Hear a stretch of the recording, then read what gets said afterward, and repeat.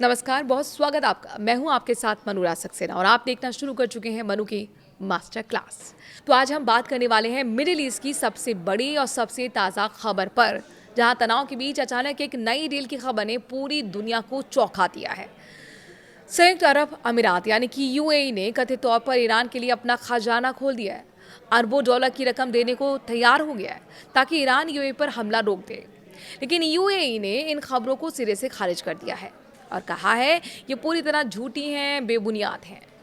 America और Iran के बीच युद्ध रोकने की बातचीत चल रही है और इसी के बीच ये ड्रामा सामने आया है। इसलिए पूरी कहानी को लेटेस्ट अपडेट्स के साथ आपको विस्तार से स्टेप बाय स्टेप समझाते हैं। एक लंबी और दिलचस्प कहानी है, इसीलिए बैठ जाइए और अंत तक जरूर सुनिए। सबसे पहले बैकग्राउंड समझते हैं। 2026 का साल मिडिल ईस्ट के लिए बहुत उथल पुथल भरा रहा। 28 फरवरी 2026 को अमेरिका और इसराइल ने मिलकर ईरान पर बड़ा सैन्य अभियान शुरू किया, जिसका कोड नेम था ऑपरेशन एपिक फ्यूरी। इस ऑपरेशन में अमेरिकी मिसाइल, ड्रोन और इजरायली फाइटर जेट्स ने ईरान के अंदर सैकड़ों हमले कर डाले। इन हमलों में ईरान के सुप्रीम लीडर अली खामनेई की तो हत्या हो गई। ईरानी रिजीम के कई बड़े सैन्य और खुफिया कमांडर मारे गए। ईरान ने इसका जवाब दिया। मिसाइल्स और हजारों ड्रोन से इसराइल और अमेरिकी ठिकानों और खाड़ी के देशों पर हमले किए गए। इन हमलों में यूएई भी शामिल था। यूएई अमेरिका और इसराइल का करीबी सहयोगी है, इसलिए ईरान ने उसे भी निशाना बनाया। इन हमलों में यूएई की अर्थव्यवस्था पर सीधा असर पड़ा। दुबई और अबू धाबी जैसे आधुनिक शहरों में बिजनेस प्रभावित हुए। पर्यटन और ट्रेड पर दबाव आया। युद्ध के दौरान ईरान ने स्ट्रेट ऑफ हॉर्मुज को भी बंद करने या फिर नियंत्रित करने की कोशिश की, लेकिन जल डबरू मध्य दुनिया की तेल व्यापार का सबसे महत्वपूर्ण चेक पॉइंट है। यहाँ पर रोजाना लाखों बैरल तेल गुजरता है। यहाँ जब ये बंद हुआ तो ट्रैफिक रुका। पूरी दुनिया में तेल की कीमतें बढ़ गईं। एशिया और यूरोप के में तो फ्यूल की कमी महसूस हुई और ग्लोबल इकोनॉमी पर असर भी पड़ा। युद्ध करीब 2 महीने तक चला। फिर अप्रैल 2026 के आसपास पाकिस्तान की मध्यस्थता से एक अस्थायी सीजफायर हुआ, लेकिन ये सीजफायर बहुत नाजुक रहा। ईरान ने स्ट्रेट को पूरी तरह से खोलने से इनकार कर दिया, यानी कि स्ट्रेट ऑफ हॉर्मुज को खोलने से इनकार कर दिया और शर्त भी लगा दी कि उधर अमेरिका ने भी ब्लॉकेट जारी रखा। बातचीत जारी रही, पहले पाकिस्तान में और फिर कतर जैसे देशों की मदद से। अब आते हैं मौजूदा स्थिति पर। जून 2026 तक अमेरिका ईरान के बीच इंटरिम डील यानी कि मेमोरेंडम ऑफ अंडरस्टैंडिंग की बातें जोरों पर हैं। इस डील में मुख्य पॉइंट्स ये हैं कि स्ट्रेट ऑफ हॉर्मुज को फिर से खोलना, अमेरिकी नेवल ब्लॉकेट हटाना, ईरान के कुछ सेक्शंस रिलीफ देना, खासकर तेल बेचने के लिए, और बदले में ईरान न्यूक्लियर प्रोग्राम पर कुछ कंट्रोल या फिर स्टॉक पाइल कम करने की बात। अमेरिका के उपराष्ट्रपति जेडी वेंस ने साफ कहा है कि ईरान को सिर्फ डील साइन करने या फिर मीटिंग में शामिल होने के बदले कोई पैसा नहीं मिलेगा। आर्थिक फायदे तभी मिलेंगे जब ईरान अपनी प्रतिबद्धताएं पूरी करे, खासकर न्यूक्लियर मुद्दे पर। ट्रंप प्रशासन की मैक्सिमम प्रेशर पॉलिसी अभी भी जारी है। अब आते हैं वो राइटर्स रिपोर्ट पर जो सबको चौंका रही है। 12 जून 2026 को राइटर्स ने 4 सूत्रों के हवाले से रिपोर्ट छापी कि यूएई ईरान को 10 से 20 अरब डॉलर तक की रकम अनलॉक करने को तैयार हो गया है। 2 सूत्रों के मुताबिक कुल 10 अरब डॉलर की डील है, जिसमें 3 अरब डॉलर से ज़्यादा पहले ही ट्रांसफर हो चुके हैं। 2 अन्य सूत्रों ने रकम 20 अरब तक बताई है, 20 अरब डॉलर तक बताई है।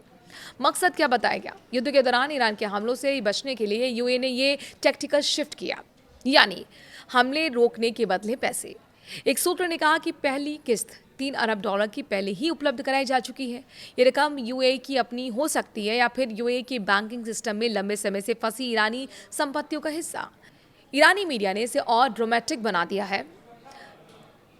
जैसे पोर्टल जो है तबनाक, उन्होंने तस्वीरें जारी की और दावा किया कि A6RGF रजिस्ट्रेशन वाला Boeing 777 GZ business jet Tehran पहुंचा था।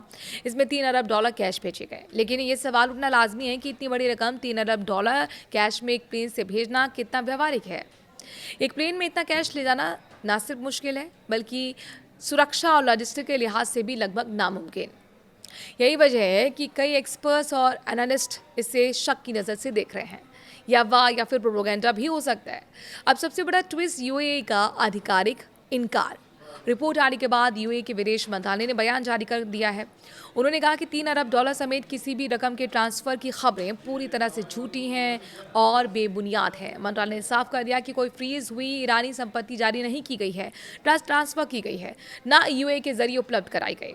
हालांकि यूएई ने यह जरूर कहा कि उसकी विदेश नीति क्षेत्र में तनाव कम करने और स्थायी शांति को बढ़ावा देने पर केंद्रित है। यूएई युद्ध के दौरान हमलों का शिकार हुआ, इसीलिए वो शांति चाहता है, लेकिन आधिकारिक तौर पर पैसे देने की बात को नकार दिया है। जेडी वेंस का बयान भी महत्वपूर्ण है। उन्होंने कहा कि ईरानियंस को कोई कैश नहीं मिला है, न ही सिर्फ डील साइन करने के लिए फंड रिलीज किए जा रहे हैं। डील इस तरह की स्ट्रक्चर्ड है कि आर्थिक लाभ तभी आएंगे जब ईरान अपनी जिम्मेदारी निभाएगा। अमेरिकी फंड्स को लिवरेज के तौर पर इस्तेमाल करना चाहता है, ना कि बिना शर्त देने के। अब बात करते हैं इनके मायनों की। अगर राइटर्स की रिपोर्ट सच है तो ये मिडिल ईस्ट की पावर डायनामिक्स को बदल सकता है। यूएई जैसे अमेरिका के सबसे करीबी खाड़ी देश का ईरान से इस तरह का समझौता करना बड़ा संकेत है। यूएई बिजनेस और स्टेबिलिटी चाहता है, हमले बंद हों, स्ट्रेट खुले, ताकि उसकी अर्थव्यवस्था पटरी पर आए। ईरान की तरफ से देखें तो युद्ध और सैंक्शंस से उसकी अर्थव्यवस्था पूरी तरह से प्रभावित हुई है। डॉलर की कमी और तेल निर्यात रुका, महंगाई, ऐसे में कोई भी फंड उसके लिए राहत जैसा हो सकता है। लेकिन यूएई का इनकार और यूएस की सख्ती से मामला भी संदेह में है। क्या युद्ध थामने की कूटनीति है या फिर मीडिया में अफवाह फैलाने की कोशिश? क्या ईरान न्यूक्लियर मुद्दे पर कोई बड़ी रियायत देगा या ट्रंप प्रशासन मैक्सिमम प्रेशर जारी रखेगा? मिडिल ईस्ट की सियासत हमेशा जटिल रही है। यहाँ हर कदम के पीछे कई लेयर्स होती हैं, आर्थिक हित, सुरक्षा, क्षेत्रीय प्रभाव और ग्लोबल पावर गेम। यूएई का ये कदम दिखाता है कि युद्ध के बाद क्षेत्रीय देश शांति और स्थिरता के लिए नए रास्ते तलाश रहे हैं। अब आपकी राय क्या है? क्या यूएई सच में ईरान को पैसे दे रहा है या सिर्फ अफवाह है? क्या अमेरिका ईरान की डील जल्दी हो पाएगी या स्ट्रेट खुल जाएगा, या फिर तनाव और बढ़ेगा? कमेंट सेक्शन में अपनी राय जरूर बताइए। नमस्कार।